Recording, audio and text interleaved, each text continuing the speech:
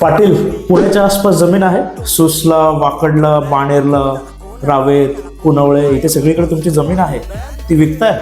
मग एक लक्षात ठेवा, जमीन विकल्यानंतर तुम्हाला ITR कंपल्सरी फाईल करायचं आहे.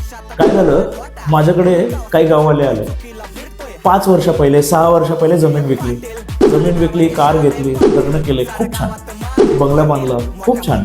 इन्कम टॅक्सची नोटीस आली आणि आता इन्कम टॅक्स म्हणतात की 2.5 कोटी रुपये द्या. पाटील झाल्यानंतर द्यायचे कुठून, पैसे संपले. पण नंतर नोटीस आले, त्यांना घाम फुटला आणि नंतर खूप सारे कंप्लायन्सेस करावे लागले, खूप सारं सबमिशन्स द्यावं लागलं आणि कुठे जाऊन ती केस आत्ताशी आम्ही पुटअप केलेली आहे.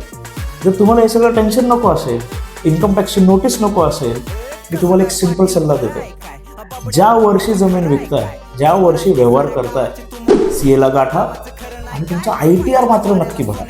ITR भरला, त्यात माहिती दिली, 99% चान्स आहे तुम्हाला नोटीस येणार नाही, 1% चान्स आहे जेमतेम कुणाला तरी विचार. पण ITR नाही भरला, तुम्हाला नोटीस 100% येणार आणि तेव्हा मात्र तुम्हाला घाम फुटणार. माझं ऐका, ITR भरून टाका.